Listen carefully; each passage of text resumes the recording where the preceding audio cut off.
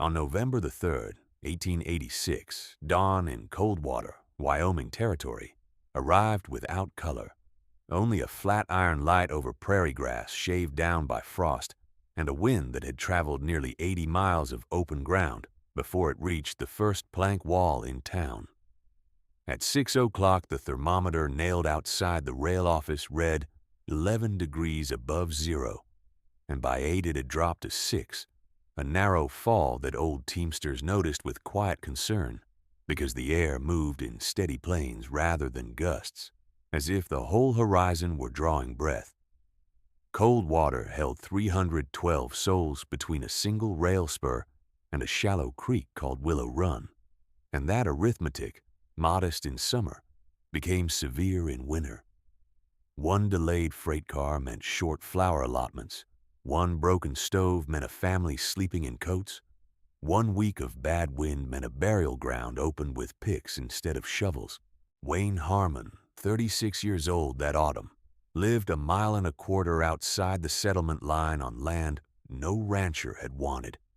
A narrow parcel priced at $1.75 per acre because alkali ran close to the surface and snowdrifts stacked there in hard-backed ridges.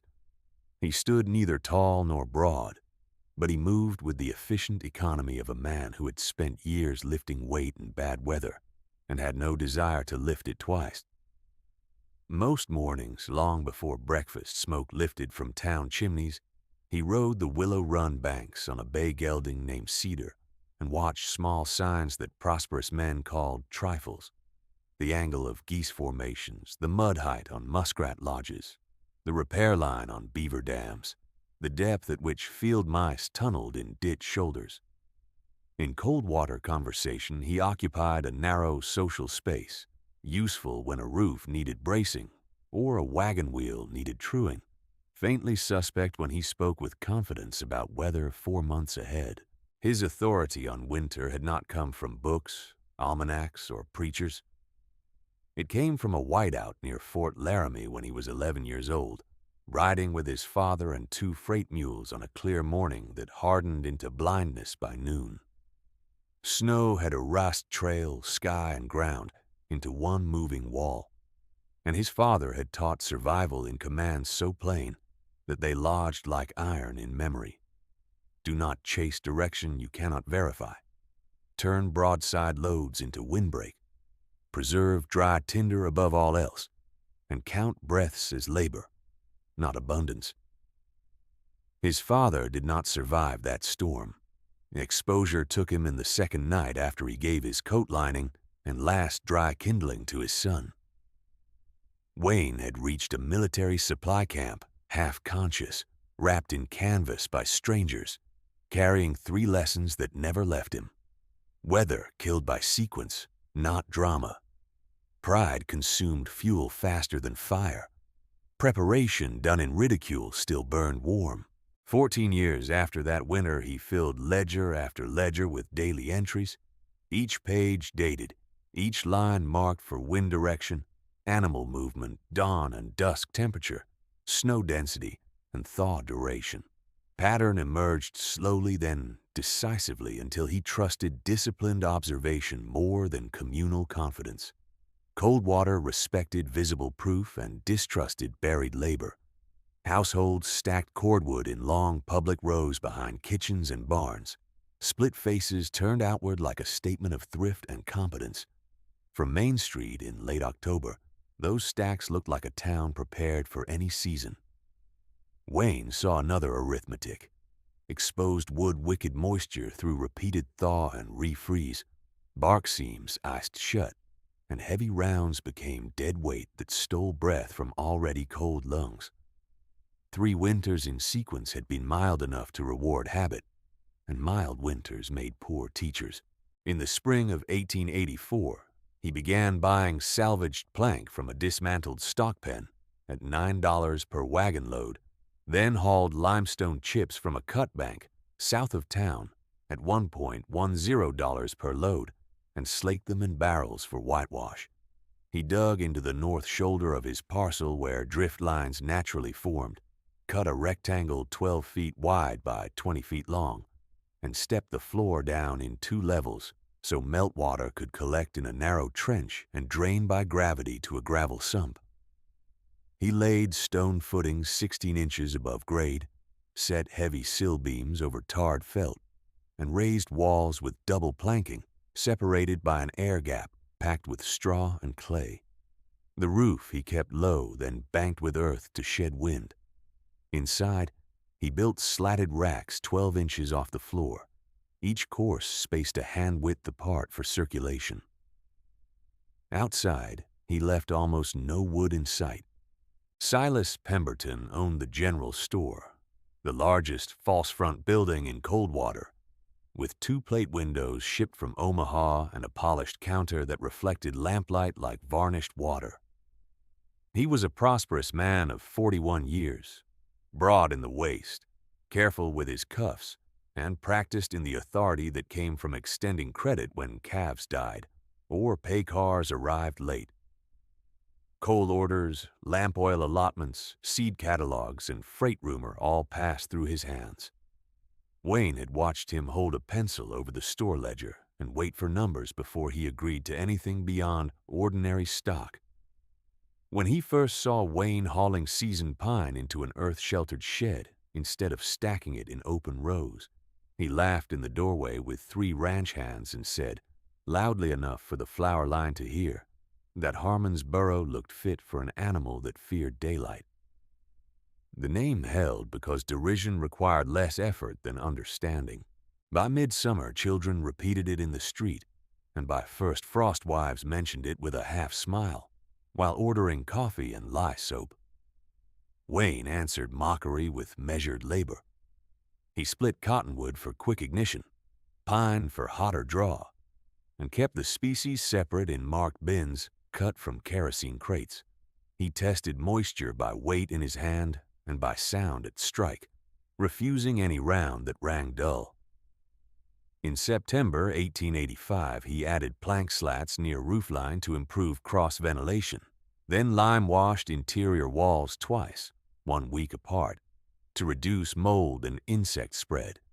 He spent $6.40 on forged hinges for a double-door arrangement, outer plank and inner canvas-lined frame, so one barrier could close before the second opened. He kept kindling in narrow bundles tied with hemp, each bundle sized for 1 stove lighting, because cold fingers wasted motion and wasted motion lost heat. Neighbors called the system excessive. Wayne called it counted risk. To a widow from the next parcel who asked whether the laughter bothered him, he said only, "Let them talk. Words do not keep out the wind." By October of 1886, his project had grown from a private cellar into a disciplined working setup built around what he already had finished. A dry wood chamber, a separate food pit, and a dugout kitchen he kept low and tight against wind. He spent that month on preparation rather than enlargement. He regraded the runoff line after 2 early sleets, deepened the gravel sump where spring thaw had left silt, and repacked insulation at hatch seams with clay first, straw second, clay again. Near the entry, he fixed a board with burn tables written in carpenter pencil, cottonwood kindling 3 to 5 minutes ignition, pine split logs 40 to 60 minutes primary heat, mixed banked coals 6-hour overnight hold when dampers sat 1/4 closed. He sorted fuel by cut, species, and dryness, so no one would have to guess in a storm, and he measured the distance between structures more than once, penciling quantities in his ledger for work he meant to undertake when winter pressure made priorities plain. The arrangement was not elegant, but it was coherent, and coherence on the frontier carried more mercy than display. At dusk, when wagons rolled back toward town and Coldwater lights gathered close around church, store, and livery, Wayne often remained on his parcel listening to the prairie settle into cold. He watched the line of geese lower than usual in the western sky. He noted muskrat plaster built higher on the banks than the previous 7 years. He recorded each mark in neat ledger hand beneath the date and temperature. The work looked solitary from a distance, Yet it was never merely for one man. Each improvement assumed a day when labor would need to be shared quickly, when instruction would need to be plain, and when heat would become a public duty rather than private possession. In those November evenings, with frost hardening the door latches and the first brittle snow beginning to collect in fence corners, Harmon's burrow stood quiet under its earth cover.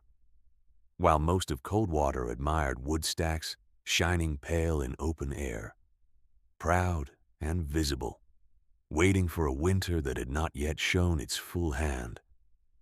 That full hand showed one finger that very night. By midnight on November the 3rd, the wind turned north and northwest and sharpened from a steady 20 miles per hour to something closer to 30, dry at first, then carrying fine ice grains that hissed against plank siding.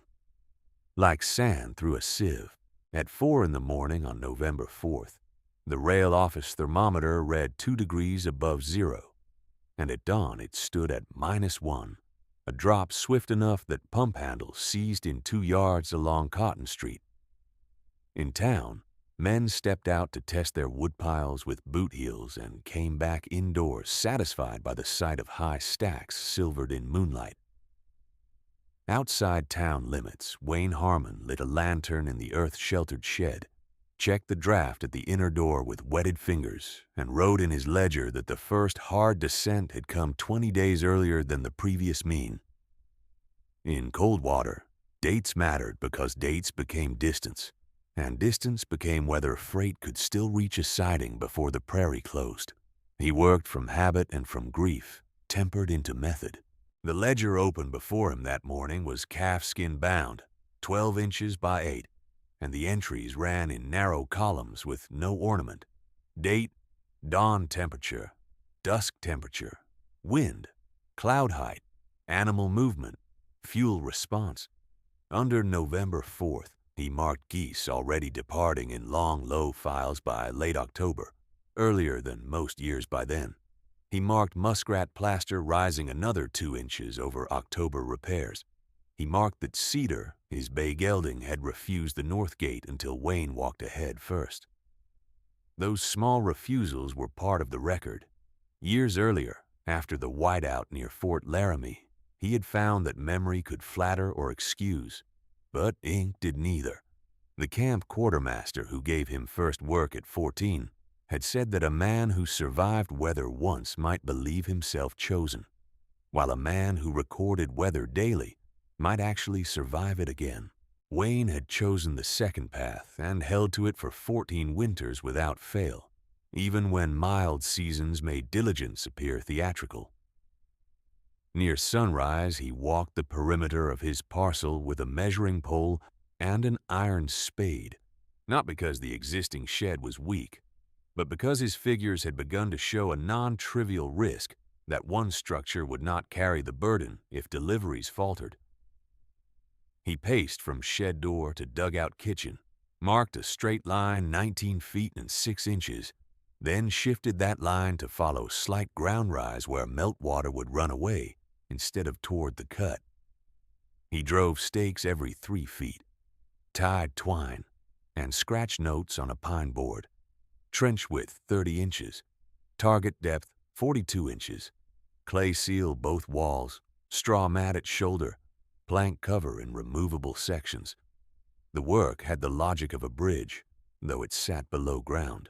He intended movement under shelter, fuel transfer without exposed hands, and one continuous route from storage to stove even in drifting dark. In a town that trusted visible abundance, he invested in unseen continuity. By the second week of November, he had purchased 2 wagon loads of rough plank from Morrow Mill at $8.50 each, paid cash for 4 iron strap hinges at $2.20 total, and traded 1 repaired singletree to a teamster for 6 sacks of clean straw, suitable for insulation rather than bedding. He mixed clay in a shallow pit with chopped straw and a little ash, then rammed the compound between support boards in layers no thicker than 4 inches, allowing each lift to set before adding the next. That pacing slowed progress and preserved strength, Quick packing cracked in first freeze. Slow packing held. He built shallow shelves into the trench wall every 5 feet where lanterns could stand protected from drafts. And at the kitchen end, he set a waist-high transfer table from scrap oak so bundles could be sorted by size before entering the stoveroom. Each improvement looked minor in isolation. Together, they formed a system that reduced wasted movement by minutes and reduced exposure by degrees. And frontier survival often depended on both. Silas Pemberton noticed the fresh plank and made his judgment where he always exercised power, in front of an audience. On November the 14th, while weighing coffee beans at the store counter, he watched Wayne load lime and nails and said that Harmon's burrow had begun breeding tunnels now, and perhaps by Christmas the man would vanish entirely below ground, where weather and good sense could not find him. The remark drew a short run of laughter from ranch hands waiting on salt blocks. Wayne settled his account, lifted the sack without haste, and left without answer. In the doorway, old Martha Kettle, whose stovepipe had warped the previous winter, asked him softly whether he truly expected a severe February. He answered in the plain register he used for all practical matters, saying that expected was the wrong word. He had observed converging signs and would be glad to be wrong, but his ledgers did not reward hope over sequence. She nodded once and bought 2 extra bags of coal she could barely afford. Others took their cue from Silas and bought none. A hard clarity entered Wayne's routine as November advanced. At dawn, he checked Willow Run for fresh beaver work and ice thickness at the bend. Midday, he split only enough new wood to replace what he moved, preserving strength in reserve. At dusk, he tested stored rounds by touch and by strike, rejecting any piece that sweated or thudded. On November the 21st, he began labeling kindling bins by ignition behavior rather than species alone. Fast flame, steady flame, coal builder, overnight bank. The labels were cut from barrel staves and sealed with lampblack and linseed so damp, hands would not erase them. He drilled vent slots in the outer door at shoulder height and covered them with sliding tin plates, each plate marked in 1/4-inch increments to control airflow. He had learned in adolescence that poorly managed draft consumed fuel as cruelly as neglect, and he had no intention of losing stored heat to vanity or guesswork. Cedar watched from the hitch rail while he worked, ears tracking each hammer stroke as though keeping time. The warning that fixed his decision came with numbers already present in his books. On October 29th, he had already issued his initial public warning. On November 29th, after 3 afternoons of deceptive softness near freezing, the temperature fell 18 degrees between sunset and midnight, and glazed exposed surfaces with clear ice. Wayne walked into Coldwater before church bells on November the 30th, carrying 2 ledgers, one from 1879, and one current, wrapped in oilcloth. He requested 5 minutes at the evening meeting after hymns as a follow-up. Pastor Hale granted it, and Wayne stood near the pot-bellied stove, opened both books on the lectern, and read dates, temperatures, and animal markers in paired lines. Early geese departure, high muskrat plaster, abrupt thaw-freeze sequence, low crow flight against daylight. He said, without flourish, that February would likely break harder than any winter in local memory, and that exposed wood stacks would seize beneath ice if a thaw preceded deep freeze. He offered to show any household how to test moisture and rotate fuel indoors in small dry batches. The room remained polite and unconvinced. Silas rose after him, coat brushed and voice smooth from long practice in public reassurance. He said Coldwater had endured 10 winters with visible wood and open sheds, and had no cause to panic at every nervous sign in creek mud. He reminded the room that freight from Cheyenne still came weekly, that his coal allotments remained sufficient for ordinary weather, and that fear often dressed itself as expertise. Several nodded because their store accounts ran through his ledger, and dependence can resemble agreement when winter is still distant on the calendar. Wayne did not contest him. He closed his books, thanked Pastor Hale for the floor, and stepped back into the aisle. Outside, night air had dropped to 9 degrees, and frost feathered the church steps in white fans. Ruth Calder, 12 years old and carrying her grandmother's shawl over one arm, lingered by the hitch rail long enough to ask if he would still teach moisture testing even if others did not come. He said he would teach anyone who arrived with dry hands, a notebook, and the willingness to measure twice before speaking once. He walked home under a moon sharpened by cold, cedar's breath lifting in brief, pale clouds, and reached his parcel before 10. The lantern in the shed cast a low amber bar through the double doors as he checked latches, counted bundles, and marked one more line in the ledger. Church warning delivered, reception divided, preparation unchanged. Then he drove 3 new stakes where the trench line would continue at first light, set the spade against the wall, and banked the stove for the night with the damper 1/4 closed, because discipline did not wait for permission, and winter did not negotiate with pride. At first light he was back on the line of stakes, cutting frozen sod with a mattock until the iron rang against buried stone, then levering each section free and stacking it in blocks he could later reset as windbreak along the north edge. The trench advanced by inches through early December, 30 inches across at shoulder and 42 at center depth, with a slight grade of 1 inch every 6 feet, so any meltwater moved away from the kitchen rather than toward it.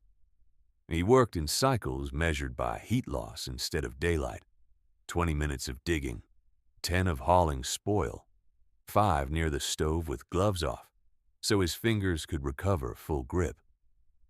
By December 6th, he had reached the kitchen wall and began setting upright plank ribs at 2-foot intervals, each rib tarred along the buried edge and braced with scrap oak triangles scavenged from a broken wagon bed. On December 9th, he rode into cold water for pipe, grate iron, and masonry nails, carrying exact figures on a folded card in his coat pocket. Silas Pemberton sold him 30 feet of stovepipe at 28 cents per foot, 2 cast iron grates at $3.40 each, and 1 keg of mixed nails at $2.75, then announced to the room that a man who built chimneys underground must expect smoke to settle where reason had already settled first. Wayne counted out cash, asked for twine and lampblack besides, and left with the wagon bed loaded tight under canvas. That evening he set the first grate in the dugout kitchen, raised 6 inches above packed earth floor, on limestone blocks, so ash could be pulled clean, and airflow held steady. The second grate he fitted into a reserve stove frame in the wood cellar annex, not for daily use but for emergency drying, when wet boots and mittens arrived faster than a single fire could handle. 3 days passed before the next freight notice, and it carried worse numbers. Track damage east of Medicine Bow had slowed through traffic again, with repairs delayed by repeated wind scour over open cuts. Wayne sold his spare wagon on December 13th for $22 to a ranch hand-bound south and used the money the same afternoon, buying 2 extra flour barrels, 1 sack of coarse salt, and 40 pounds of coffee beans he sealed in tin-lined crates against damp. The rest went into hardware and fuel control, another elbow joint for the stove run, 3 damper plates, and a bundle of iron hooks. He drove along the trench walls for hanging lanterns above shoulder height. His arrangement became a system of redundancies rather than one shelter, each part backing another if hinges warped, pipes cracked, or one fire failed. He lined the trench roof with removable plank panels, each 4 feet long and marked by charcoal number, then spread straw matting over them and packed 18 inches of clay-rich earth above, tamped hard with a post maul until the surface shed sleet like pottery. By the 3rd week of December, Harmon's burrow no longer resembled a single cellar. It functioned as a linked corridor with stations. At the shed end stood dry racks sorted by species and moisture grade. Midway sat a transfer bench and chopping block for resizing without stepping outdoors. At the kitchen end were two stoves, one for cooking and one for heat recovery, their pipes sharing a flue chase with independent dampers so one could be shut without choking the other. He added a narrow crawl bin below the transfer bench where kindling bundles rested above stone, never on dirt, and labeled each row by expected burn interval in carpenter pencil, sealed under wax. Cottonwood twists, fast light, 8 to 12 minutes. Pine splits, stable draw, 40 minutes to 1 hour. Mixed hardwood blocks from old fence posts, coal hold, 4 to 6 hours when banked with ash. He wrote these tables on pine boards at eye level, then copied them into his ledger in case boards were lost to moisture or panic. Cold water watched this growth and judged it in the old way, by visible labor and visible status. Men who spent $30 on a parlor clock called his 15-cent wax labels foolish detail. Women who had managed homes through milder winters looked at his double doors and said they were fit for vaults, not kitchens. The church women met on December 20th to stitch blankets for 3 new homesteads and did not include his name on the coffee list passed around after prayers. At the schoolyard fence, boys called his place the Burrow and mimed crawling underground when he rode past. None of it stopped his schedule. At dawn, he checked vents and frost line. At noon, he moved 1 rack of wood from outer shed to inner corridor. At dusk, he tested draft and scraped ash. On Sundays, after service, he offered a 1-hour demonstration of moisture testing by weight and strike to any household that wished to learn. 2 came the first week, 1 the next, then none. Silas amplified the distance between Wayne and town with the efficiency of a man who understood where opinion hardened. During Christmas week, he raised prices quietly on essentials, then explained each increase as unavoidable frontier arithmetic. Lamp oil climbed to $3 per gallon. Green half-cords, cut late and wet to the core, climbed to $14. Coal allotments narrowed and were reserved first for long-standing accounts. At the counter, he would tap his ledger and say that caution belonged to men with no dependents, while family men had to trust ordinary methods and steady commerce. The sentence spread because it gave respectable language to fear. Wayne could be dismissed not as malicious, but as excessive, and therefore safely ignored. 2 ranch foremen who had listened respectfully at church refused his offer to inspect their woodsheds, saying visible stacks had served 10 years and would serve 10 more. After New Year, the mockery moved from remarks to policy. On January 4th, the town council, pressed by merchants and 2 larger ranch owners, posted a notice near the pump requiring permits for any new excavation within town limits, citing risk of collapse and contamination of shallow wells. Wayne lived outside limits, yet the notice carried purpose beyond jurisdiction. It told every undecided household that buried storage was suspect, perhaps even irresponsible. He answered with no petition, no argument, and no witness-seeking speech. He continued improvements on his own ground and adjusted the project for shared use. He widened the entry pad by 5 feet so 2 sleds could unload at once. He built a handrail from cottonwood poles along the trench descent. He installed pegs for coats, mittens, and scarf wraps, each peg numbered so items could be retrieved quickly in crowded conditions. By January 8th, he had also begun marking floor lanes with limewash stripes, 1 lane inbound, 1 outbound, to reduce collisions when lantern light was thin and breath hung heavy. The weather gave cold water a deceptive gift in mid-January, and many took it as proof that Wayne had mistaken vigilance for prophecy. From January 12th through January 16th, noon temperatures rose above freezing, topping at 34 degrees on the warmest day, and wagon wheels cut slush ruts across Main Street, where 1 week earlier there had been wind-hardened drift. Children ran hatless. Men laughed on boardwalks with coats open at the neck. Silas placed 2 barrels of apples in his front window and told customers that winters were won by stout stores and steady temper. not by burrows and alarm. Yet the thaw did what Wayne had warned. It soaked exposed wood stacks to the heart, then left a glaze when night dropped back to 9 degrees. He walked past 3 yards at sunrise and saw clear ice binding split rounds into single blocks, beautiful in sun, useless by night. He still offered instruction. On January 18th, he stood beside the church porch with a hand scale, 2 pine splits, and a short lecture copied to cardstock so others could read as he spoke. One split had cured under cover and weighed 3 pounds, 4 ounces. The other, same size and species but thaw-soaked and refrozen, weighed 4 pounds, 11 ounces, and hissed when set to flame. He showed how extra water consumed heat first, leaving less for the room. He showed how steam in a cold flue stalled draft and fed smoke back indoors. A teamster nodded and said he would try indoor rotation for kindling.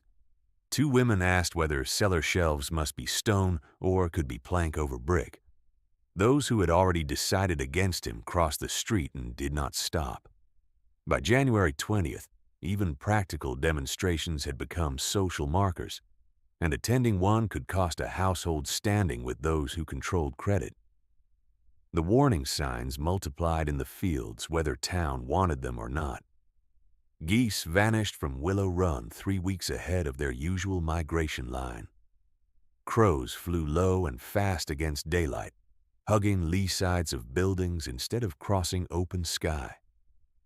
Jackrabbits showed thickened winter coats before first deep frost and stayed close to brush breaks at noon.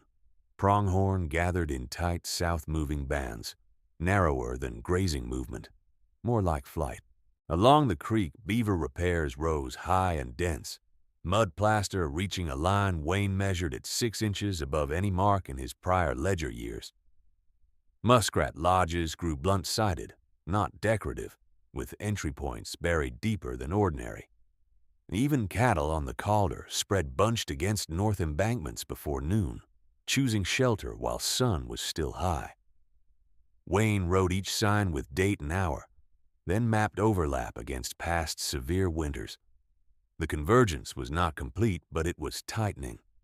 By January 24th, he shifted from private readiness to shared routes. He cut anchor posts from old telegraph poles and set them at intervals between his dugout and the nearest safe landmarks, beginning with his own shed gate and extending toward the churchyard. He used braided rope thick as a thumb, tarred against moisture, threading it through iron rings so lines could be dropped low in Kayam, and raised chest-high when drifts buried markers. He left slack loops every 20 yards where gloved hands could secure a lantern or tie a child in transit if footing failed. The first line reached the church porch by evening. The second, 2 days later, reached the schoolhouse fence. He told Pastor Hale and the schoolmarm both that the lines were for any soul, any hour, no permission required. On January 28th, false calm settled over Coldwater with a softness that would have been welcome in April, and therefore dangerous in winter. At noon, the thermometer read 29 degrees, and water ran in shallow threads along wagon ruts. Men took axes to iced woodpiles, convinced that one hard afternoon of splitting would correct the inconvenience. Wayne watched crows skim fence tops in a single direction and felt wind pressure change before sunset, not in force yet, but in texture. Dry and narrow like cloth, drawn tight across a drum. He moved half his seasoned pine from outer racks into the interior cache, stacked by burn-time tags where any helper could read them quickly. He set written instructions at the church door in oilcloth, plain and brief. Keep dampers 1/4 open on startup. Never choke flame in first 10 minutes. Bank coals with ash, not green wood. Rotate wet garments to the reserve stove first. That night, as lanterns winked across Coldwater and boardwalk talk carried confidence one more time, Wayne walked the rope lines with Cedar at his shoulder, testing knots, retightening slack, and knocking ice from each ring with the back of a hatchet. Ruth Calder saw him from her grandmother's gate, and asked whether weather truly read itself in birds and mud. He answered that weather read itself in sequence, and sequence rewarded those who paid attention before fear began. Then he checked the final anchor by the school fence, turned toward the dark line of his parcel, and kept working until the last light went out. By dawn on January the 29th, the softness had gone brittle, and every rut that had run with meltwater the day before stood glazed in clear, hard skin that rang under wagon wheels like thin glass. Wayne moved along his lines in the blue morning, struck each rope ring with the back of his hatchet, and listened for tone, because metal told him whether hidden ice had already begun binding the links that hands might soon depend upon. Coldwater woke to bright sun and deceptive ease. Men took that brightness for mercy. They hauled splitting mauls behind their houses and attacked frozen stacks with a kind of public determination, each strike throwing sparks where steel glanced off buried ice instead of biting wood grain. By noon, boards along Main Street filled with talk that January had played its worst card and spent it. Silas Pemberton repeated the same claim from behind his polished counter while weighing flour at 13 cents per pound and lamp oil at $3 a gallon, saying the town had seen hard snaps before and had never required tunnels, ropes, or ledger warnings to survive. Wayne did not answer him. He spent that day moving seasoned bundles from his outer shed into the interior corridor, tallying each transfer in charcoal on the wallboard and in ink at night.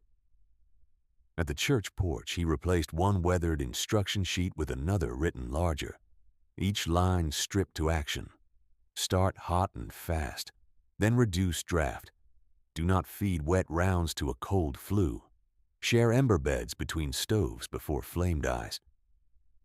Pastor Hale read the card once and nailed a second copy beside it. A few glanced at the notices and walked on. 3 days passed with that same bright fraud, afternoons above freezing, nights dropping hard enough to lock every gain in place. On February 2nd, the turn arrived with violent precision. At 1 in the afternoon, the rail office thermometer read 29 degrees. At 3, it read 17. By sundown, it stood at -18, and wind that had idled from the southwest came north in narrow, punishing bands that found every crack in plank walls. Chimneys that had drawn lazily in thaw air began to stall and cough smoke back into kitchens. Water buckets left on porches skinned over in minutes. Outside woodpiles soaked in the false calm, hardened into fused blocks no axe could quickly separate. Wayne had waited for that sequence, not for that exact hour. He hitched Cedar to the sled and began hauling marked bundles to the church shed, stacking by burn duration the way he had in his own corridor. Short start kindling nearest the door, medium pine splits to the left rack, long hold blocks at the rear. He posted a burn table on the church wall and another at the school fence where hands could find it in lantern light. He sent word through Pastor Hale that any household with draft trouble should bring 1 dry armload at a time and trade wet wood for instruction, no charge, no account ledger. He did not ask who had mocked him in December. Just after dark, Ruth Calder appeared at the first rope post with her scarf tied high against wind and her father 2 paces behind, carrying an empty grain sack. The girl spoke first because urgency had burned away ceremony. Her grandmother's stove would not hold flame, she said, and their yard stack had frozen into one piece from top course to ground. Wayne handed her father 2 bundles and a tin of shaved kindling, then walked with them to the Calder gate and corrected their damper setting himself. On his return, he tightened the rope loops and kept moving. Service had replaced warning, and there was no longer room for pride on either side of that exchange. By February 4th, Coldwater's ordinary arrangements had begun to fail in chains. One stovepipe warped at the seam and drove smoke into a bedroom. Neighbors took in that family for one night, then found their own fuel damp and dwindling. A barn roof near the livery shed drifted so heavily along its lee edge that two support posts bowed and split. Teamsters chopped at frozen harness leather beside lanterns that guttered low because oil had grown dear. Silas watched customers empty his shelves of flour, salt pork, and coffee until the long back wall showed raw plank where stock had stood in tidy rows in autumn. His rear woodpile, once a statement of prosperity, sat under clear armor that reflected moonlight and yielded almost no burnable split without long labor and wind. The blizzard reached them before dawn on February 6th. Wind rose above 50 miles per hour and held there in long, punishing runs. Snow did not fall in soft descent. It drove sideways, hard and granular, then folded back on itself so street, fence, and doorway vanished inside one moving white surface. By 8 in the morning, drifts had climbed porch rails. By noon, some had reached second-story sills on the lee sides of larger buildings. The rail office recorded -37 at midday. Near midnight, one of Wayne's thermometers, shielded but exposed to open flow, marked -41. The storm ran 58 hours with only brief lulls that felt less like relief than the inhalation of a predator. Cold water shrank to rope lengths and stove glow. Wayne led the first line run from his dugout to the church at 6 in the morning with 3 men tied in sequence at 10-foot intervals, each carrying dry fuel in slatted packs strapped high to keep snow from packing into the load. He set pace by breath and knot count, not by sight. At the church, he found 20 souls already inside, coats stiff with blown ice, 2 stoves struggling on wet rounds that hissed and smoked. He split his bundles, reset both dampers, and ordered one man to feed only shaved kindling for 10 minutes before adding pine. The flues cleared. Heat rose. Faces lost their gray edge.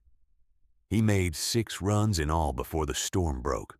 On the second, he diverted to the schoolhouse and brought out 4 elderly boarders whose stove had cracked along the firebox seam. On the third, he and Pastor Hale hauled coal scuttles from a shed buried to latch height and redistributed them by measured scoop to houses with infants, invalids, and the old. On the fourth, they carried embers in lidded iron pots to relight dead grates where matches had failed in damp air. On each run, Wayne checked knots, counted heads, and marked transfers with carpenter pencil on a board, nailed at his entry. 43 souls rotated between church and dugout by the storm's midpoint, sleeping in shifts on straw pallets near the warmer interior walls, where earth held near 55 degrees. Despite the ferocity outside, suffering still found them. Eli Crowder, the town marshal, left the church doorway late on the first night to escort Lena Morrow, a seamstress weakened by fever, from the livery loft where she had taken refuge when her stove failed. He wrapped his own heavy coat around her shoulders when wind-stripped heat, faster than walking could replace it, then turned back for the satchel of medicine she had dropped near the corner post. The line team reached him minutes later and carried him inside, but exposure had already taken too much. He died before dawn with Pastor Hale holding his wrist and Lena Morrow alive under 3 blankets beside the stove he had helped secure. Nora Bell, Coldwater's midwife for 11 years, crossed the rope route on the second day to assist a laboring mother at the Ramsey cabin beyond the school fence. The child arrived breathing, and the mother stabilized under warm bricks and broth. Nora began her return in a ground blizzard after insisting the household keep both their remaining oil lamps. Halfway between posts, her lantern went dark in wind shear, and she lost the next loop by less than an arm's length. A search team found her at first light, seated against the drifted side of the fence as if resting between visits, gloves still on, satchel closed, notes for postpartum care tucked inside.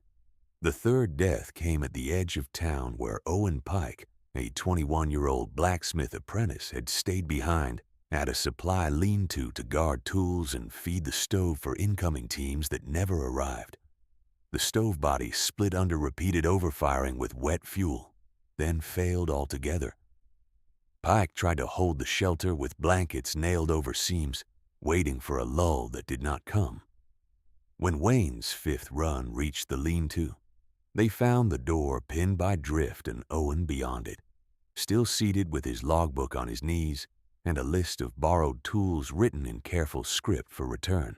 By the morning of February 8th, hunger and fatigue had stripped speech to essentials. Families who had never entered Wayne's parcel filed along the rope line with grain sacks, coffee tins, and flour pails to be portioned by weight. He gave first to houses with no viable heat, then to those with weak stores, and last to his own reserve. Silas Pemberton arrived in that line before noon, beard iced white, gloves worn through at the thumb, boots caked to the ankle with drift crust. The merchant who had once named the place Harmon's Burrow stood in the dugout entry and asked, plainly and without audience performance, whether his remaining staff could shelter in the corridor and whether he could draw dry fuel until the storm passed.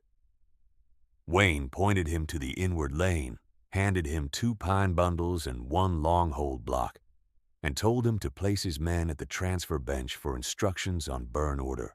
He assigned Silas to measuring loads for outbound sleds, 1 marked scoop of coal and 1 marked bundle per household per cycle, because organized rationing now mattered more than old reputations.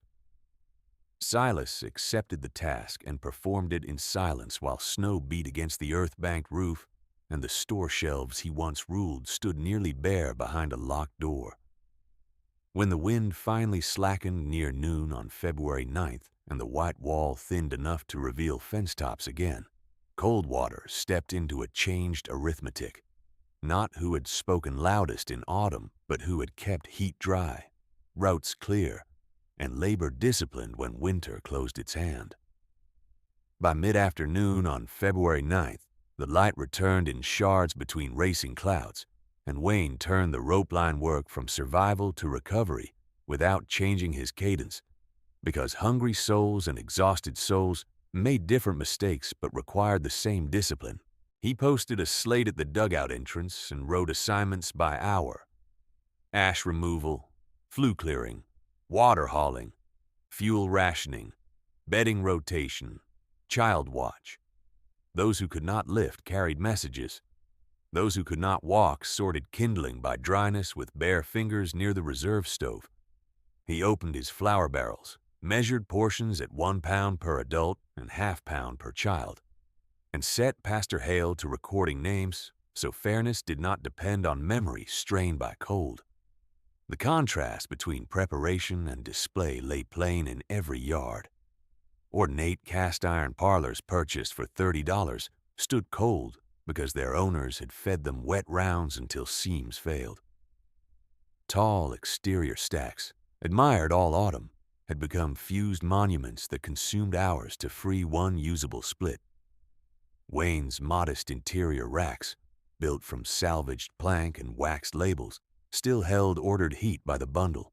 Silas's polished store, with empty shelves and a locked-back room of spoiled damp wood, became a caution spoken in low voices while he weighed coal scoops beside Wayne's transfer bench exactly as instructed, 1 marked measure at a time. By dusk, 43 sheltered souls had been redistributed to homes with functioning stoves, and Wayne walked each route himself with 2 helpers, checking draft, resetting dampers, and teaching the same sequence until the words became communal habit. Flame first, then moderation. Never smother ignition. Never trust a wet log to save a cold room.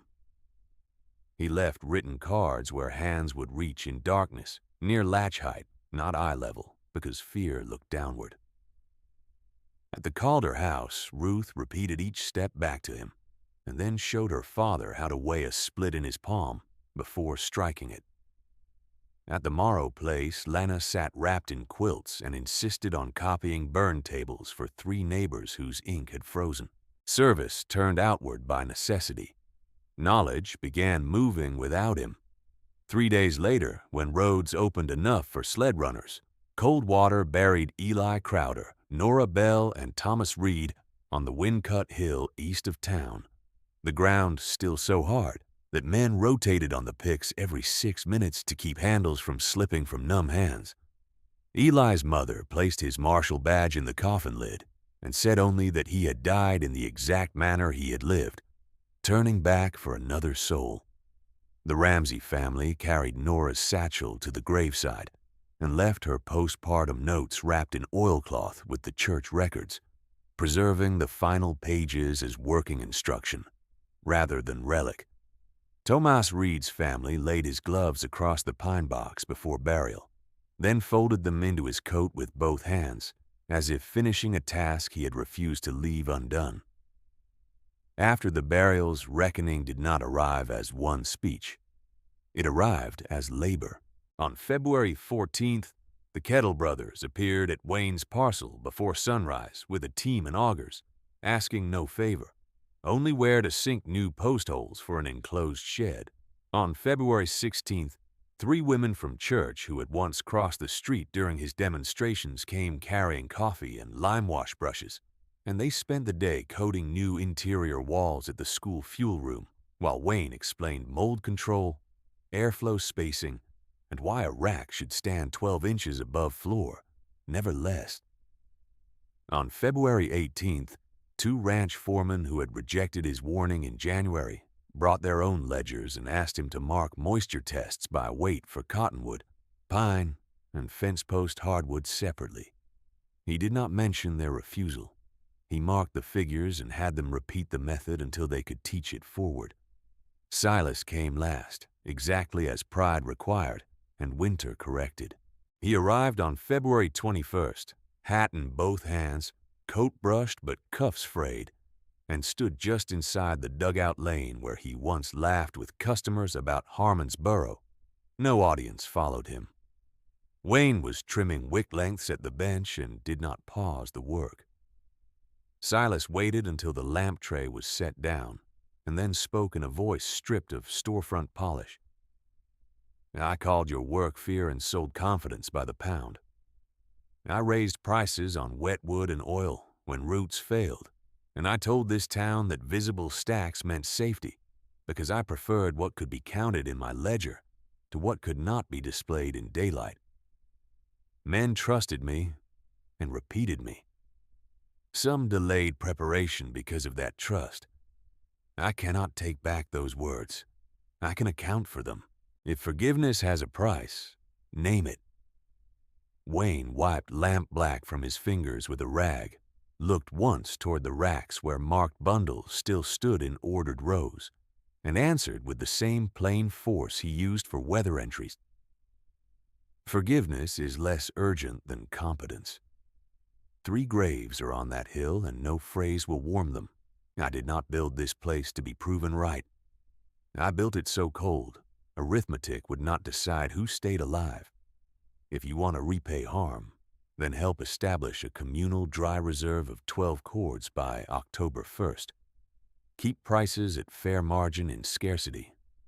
Publish inventory weekly at the church door, and attend instruction with everyone else. Call that what you wish. I call it duty. Silas nodded once and did not bargain. The next morning, he posted current stock counts outside the store and reduced lamp oil to $1.80 per gallon until rail traffic normalized, absorbing loss without announcement. He sent 2 clerks to Wayne's Saturday sessions with notebooks and had them copy moisture tables for free handbills.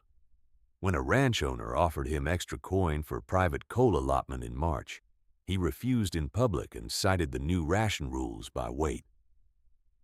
By the first week of March, the church basement had been converted into Coldwater's shared dry cache, framed with salvaged beams, earth-banked on the north wall, and fitted with double doors lined in canvas and lime wash, exactly to Wayne's specifications.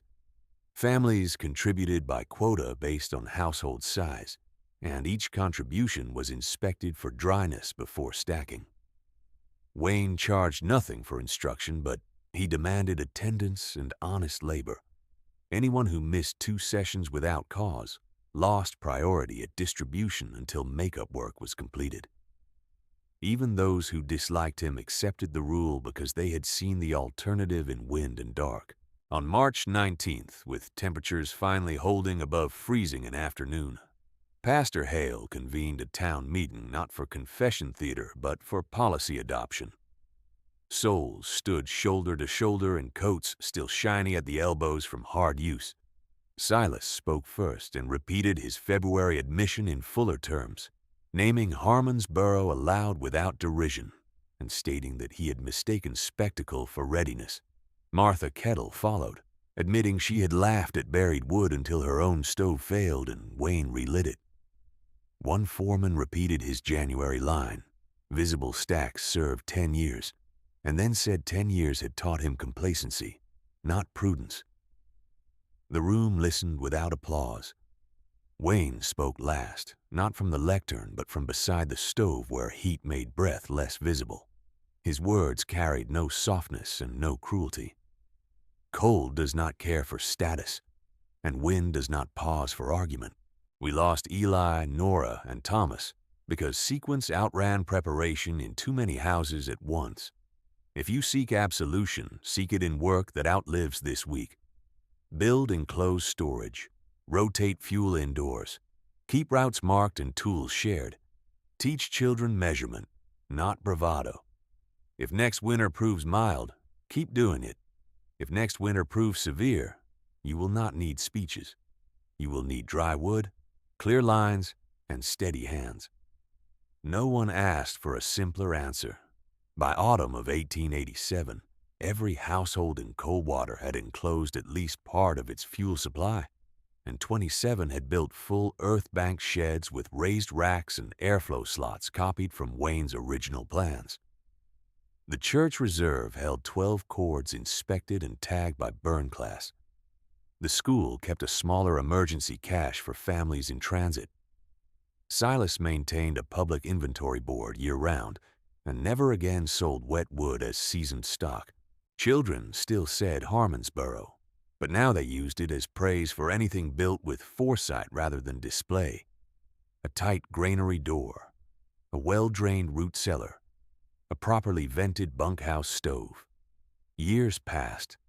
Rail service improved, then failed, then improved again as frontier cycles always did. Coldwater grew from 312 souls to 401 by the county tally of 1896, and winter remained indifferent to growth. Wayne kept his ledgers, added pages on communal logistics, and trained Ruth Calder as his most exacting assistant. By 19, she could diagnose flue failure by smoke color in lantern light and teach burn sequencing to rooms that once ignored her questions. When Wayne's hands stiffened in later winters, others led the Saturday sessions and returned at dusk to have him review their figures for errors. He corrected in red pencil, never by scorn. In 1909, long after those 58 hours had entered county memory as the February winter, the clerk at Granite Falls archived Coldwater's emergency ordinances and attached a note that historians still quote, "Visible abundance failed. Practical humility endured."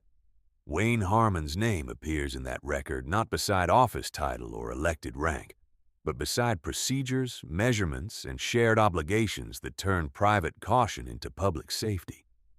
The earth-sheltered shed still stands on the old parcel beyond town limits, its lime wash renewed by hands that learned from hands before them. The rope posts are replaced now by heavier timbers, yet their spacing remains the same, measured to a stride in blowing snow. In Coldwater, when a new family asks why wood is never stacked bare in open rows after first frost, an elder does not offer legend. The elder offers method, dates, and the names of 3 dead, carried through wind, then points toward the low roof under prairie grass and says with plain respect, "Build like Harmon." "Build like Harmon," the elder said again, and this time he did not point only toward the low roof under prairie grass. He pointed toward the churchyard, where a row of split pine rested under canvas and plank, each stack tagged by burn class in the same black lettering Wayne had taught 30 years earlier. The new family from north of Casper stood with wagon dust still on their cuffs, listening while wind pressed at their coats. The father had paid $20 for a cast-iron parlor stove before he reached Coldwater, and looked relieved when the elder told him that iron alone would not save a house. Ruth Calder, now Ruth Calder Morrow, after her marriage to Lena Morrow's widowed brother, stepped forward with a hand scale and 2 equal splits of cottonwood. She handed the dry split to the newcomer first, then the wet one. 3 pounds, 6 ounces, she said, lifting the first. 4 pounds, 9 on the second. Same size, different fate. Wayne stood beside her with his hat brim low, his beard white now, hands stiff but steady. He did not need to speak first. The lesson had moved beyond one voice, and that had always been his aim. When the newcomer asked where to start, Wayne tapped the scale with one finger and answered in the plain register that had survived mockery, storm, and age. Start where pride costs least. Enclose half your fuel before first frost. Raise it off dirt by 12 inches. Test 1 bundle each evening. Write what fails. Correct it before snow. By the second week of November 1910, the rail office posted that line repairs east of Medicine Bow were again complete after late washouts, and Coldwater no longer waited on rumor to know whether freight would arrive. The inventory board outside Silas Pemberton's store had become weekly law rather than personal promise. Flour pounds in stock, lamp oil gallons, coal by ton, seasoned wood by cord, greenwood marked and priced apart. Silas wrote those figures himself every Saturday at dawn, though his shoulders had rounded and his right hand shook in cold. He had kept Wayne's conditions for 23 winters without missing a posting. One evening, after the board was chalked and checked by Pastor Hale's successor, Silas walked to the old parcel with a wrapped bundle under his arm. He found Wayne in the corridor near the transfer bench, showing 2 boys how to bank coals with ash instead of damp rounds. When the boys left, Silas set the bundle down and unrolled oilcloth around 3 objects. Eli Crowder's badge, polished but worn thin at one edge. Nora Bell's satchel notes copied in a careful clerk hand for the school infirmary. And Thomas Reed's gloves, mended at the thumbs by Thomas's mother before she died. These belonged in one place, Silas said, not hidden by separate grief. I asked each family. They agreed. Wayne looked at the objects for a long moment and then looked up at Silas. Where? In the church vestibule by the reserve ledger, where every soul enters and every soul can read. Wayne nodded once. Then place them there tomorrow. Put measurements beside them, not only names. Tell what failed and what held. Silas gave a short breath that might once have been pride and was now only assent. I will write it plain. The next Sunday, Coldwater gathered in boots still edged with frost. No one called it a confession meeting, yet confession came. Pastor Hale's successor read no sermon before opening the floor. He read temperatures and dates. February 2nd dropped from 29 to -18 in 4 hours. February 6th, low near -41, 58 hours of blizzard. Then he stepped aside. Martha Kettle stood first, shoulders square despite her years. I laughed when he offered to weigh wood by hand. I said a kitchen did not need schoolroom arithmetic. My flu stole that storm and smoke drove us out. His card at latch height saved my daughter's lungs. My laughter was ignorance dressed as certainty. One ranch foreman stood next and repeated his old line exactly as he had spoken it in January 1887. Visible stacks served 10 years. He did not defend it. 10 years taught me vanity, not preparation. I told my crews to keep wood outside because it looked prosperous. I was wrong in method and wrong in example. A churchwoman who had once crossed the street during Wayne's demonstration did not soften her statement either. I used exclusion as discipline. I taught my children that prudence without social approval was strange. That instruction was a sin of comfort. Silas spoke last among them, voice roughened by age and memory. I turned influence into weatherproofing for my own standing. I sold wet wood as if it were seasoned. I raised oil while fear rose. I made scarcity worse than it needed to be. Wayne gave me work instead of humiliation. I have lived under that gift. No applause came, only stillness, then the scrape of bench legs as Soul stood and faced Wayne where he remained near the side stove, hat in hand, eyes clear. He did not ascend the lectern. He spoke where heat and ash lived, as he always had. You have named what happened. Naming matters because weather repeats and memory flatters. I will not call this finished because words were spoken in public. Eli Crowder is still dead. Nora Bell is still dead. Thomas Reed is still dead. Their names are instruction if we allow them to be.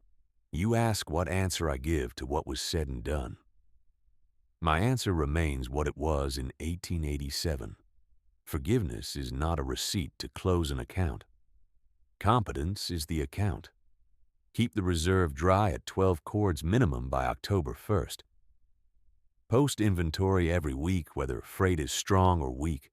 Mark green wood as green and charge it as green. Train children on scales, dampers, and rope spacing before they can vote on town matters. Replace guesswork with records. Replace pride with procedure. If you do this, the dead are honored in the only currency winter accepts. He paused, then added with greater weight. I did not build that burrow for one man. Do not turn it into a monument that excuses idleness. Use it. Improve it. Teach it forward.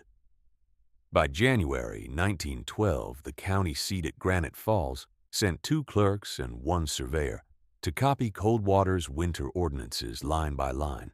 They measured the rope post spacing at 20-yard intervals, copied burn tables from the church wall, and paid Ruth Morrow $6 for 2 days of demonstrations because Wayne refused payment for himself and insisted local teachers be compensated. The clerks asked whether the old ledgers could be archived. Wayne agreed on one condition. Duplicates must remain in Coldwater for daily use.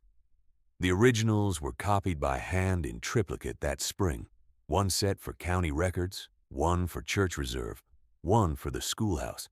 3 days after the copying finished, Wayne closed his own ledger for the season and placed it beside the others in an oilcloth chest under the vestibule cabinet, where Eli's badge, Nora's notes, and Thomas's gloves now rested behind glass. He touched the cabinet frame once, then turned back to work without ceremony.